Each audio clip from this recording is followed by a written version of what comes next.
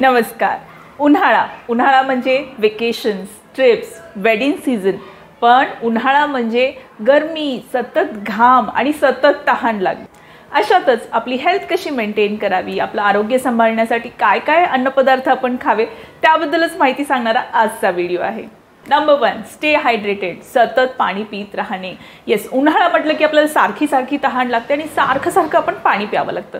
अशातच लहान मुलं किंवा काही अडल्ट्स पण कंटाळा करतात की अरे किती वेळा पाणी पिऊ, किंवा पाणी असं नेमकं किती प्यायचं.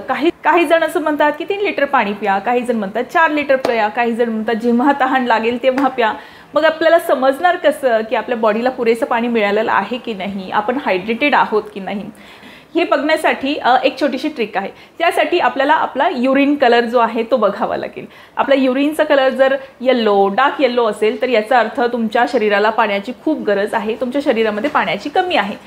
युरिन कलर जर एकदम लाईट येल्लो आणि क्लिअर असेल तर याचा अर्थ तुम्ही प्रॉपरली हायड्रेटेड आहात. आपल्यापैकी खूप जण पाणी पिण्याचाही कंटाळा करतात. कामामध्ये एवढे बिझी असतात की अरे किती वेळा उठून पाणी प्यायचं, आणि अशामुळे काय होतं, बॉडी डिहायड्रेट होते, एनर्जी लेवल्स डाऊन होतात, आणि यासोबतच UTIs म्हणजे युरिनरी इन्फेक्शन्स ज्याला म्हणतात तेही होऊ शकतात. उन्हाळी लागणे मराठीमध्ये म्हणतात.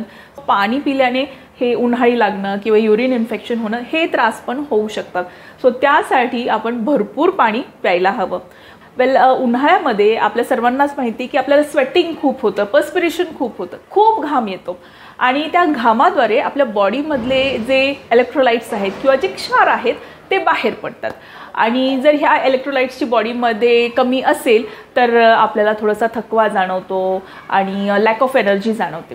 सो हे इलेक्ट्रोलाइट्स जे आहेत ते आपल्या बॉडीमध्ये रिप्लेनिश करण्याची गरज आहे, आपल्या बॉडीमध्ये पुन्हा कन्झ्युम करायचे. ते कसं होणार? यासाठी आपण वेगवेगळे लिक्विड्स घेऊ शकतो. एकतर आपण कोकोनट वॉटर घेऊ शकतो, नारळाचं पाणी घेऊ शकतो, किंवा लिंबू पाणी घेऊ शकतो सॉल्ट ॲड करून, किंवा इन्फ्युज्ड वॉटर नावाची आजकाल एक कॉन्सेप्ट आली आहे. इन्फ्युज्ड वॉटर काय असतं? काचेच्या बॉटलमध्ये तुम्ही पाणी घ्यायचं आणि त्याच्यामध्ये वेगवेगळ्या तुम्ही व्हेजिटेबल्स ॲड करू शकता किंवा फ्रूट्सचे काही स्लायसेस ॲड करू शकता. काही जण लेमन स्लाइस ॲड करतात, देन बीटरूटची स्लाइस ॲड करतात, काही जण पुदिना टाकतात त्याच्यामध्ये, ऑरेंजचे 1-2 स्लाइसेस त्याच्यामध्ये ॲड करू शकतात.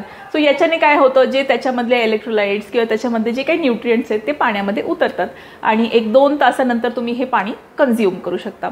सो याला इन्फ्युज्ड वॉटर म्हणतात. ही जरा नवीन कॉन्सेप्ट आहे, बट येस, ही पद्धत किंवा इन्फ्युज्ड वॉटर जे आहे ते वर्क करतं आणि आपल्या बॉडीमध्ये थोडे जे इलेक्ट्रोलाइट्स आहेत ते रिप्लेनिश होतात.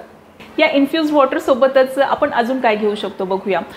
फर्स्ट ऑफ ऑल तुम्ही ताक घेऊ शकता, butter milk, then salted lime water म्हणजे मीठ टाकलेलं लिंबू सरबत तुम्ही घेऊ शकता. देन सत्तू ड्रिंक घेऊ शकतो. सत्तू ड्रिंक काय असतो? हा नॉर्थ साईडला मिळणारा प्रकार आहे. याच्यामध्ये जे फुटाणे असतात त्यालाच सत्तू म्हणतात, आणि याची पावडर करून त्याला पाण्यामध्ये मिक्स करून ह्याचं एक ड्रिंक बनवतात. ह्याच्याने बॉडी जी आहे ते आतून हायड्रेटेड राहते आणि आतून कूल राहते असं म्हटलं जातं. सो सत्तू ड्रिंक तुम्ही घेऊ शकता. कोकम सरबत तुम्ही घेऊ शकता. कोकम सरबतमध्येही आजकाल खूप सारे शुगरी सिरप येतात, म्हणजे त्याच्यामध्ये साखर असणारे सिरप येतात.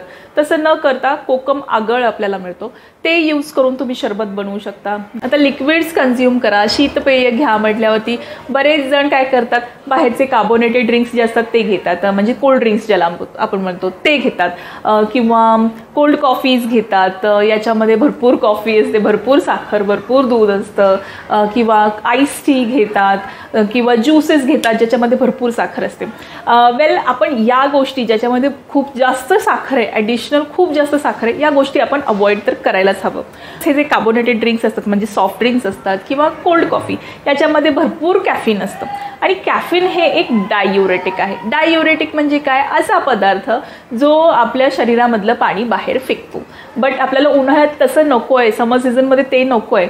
आपल्याला पाणी जे आहे ते आपल्या बॉडीमधलं रिटेन करायचं आहे. त्यामुळे हे शुगरी कोल्ड्रिंक्स जे आहे ज्याच्यामध्ये भरपूर साखर असते ते तर तुम्ही घ्यायचंच नाही. प्लस कॅफिन तुमच्या पोटात जाणार नाही ह्याचंही तुम्ही काळजी घ्या. म्हणजेच हे जे चहा, कॉफी किंवा जे हे कार्बोनेटेड ड्रिंक्स आहेत ते कमी घ्या. Number 3, consume vegetables and fruits that are high in water content. म्हणजे अशा भाज्या, अशी फळं घ्या ज्याच्यामध्ये पाण्याचा अंश जास्त आहे. जर आपण भाज्या कन्सिडर केला तर दुधी भोपळा म्हणजे बॉटल गार्ड, दोडका, रिच गॉड, देन ॲशगार्ड म्हणजे कोहळा, कुकंब, काकडी, टोमॅटो या सर्व भाज्यांमध्ये पाण्याचं कॉन्टेंट खूप जास्त असतं, वॉटर कॉन्टेंट जे आहे ते जरा जास्त असतं. सो या भाज्या ज्या आहेत त्या आपण रेग्युलरली समर सीझनमध्ये आपल्या डाएटमध्ये ठेवायला हव्यात. येऊयात फ्रूट्सकडे. समर सीझन म्हटले की आपल्या सर्वांना एकच फ्रूट आठवतो, मँगो. येस, मँगो तर असतातच, बट त्यासोबत आपण इतर फ्रूट्सही कन्झ्युम करायला हवेत, जसं वॉटरमेलन असतं म्हणजे कलिंगड, मस्क मेलन म्हणजे खरबूज, किंवा काही ठिकाणी आईस ॲपल मिळतात म्हणजे त्याला ताडगोळे म्हणतात. मी एक पिक्चर दाखवेन इथे.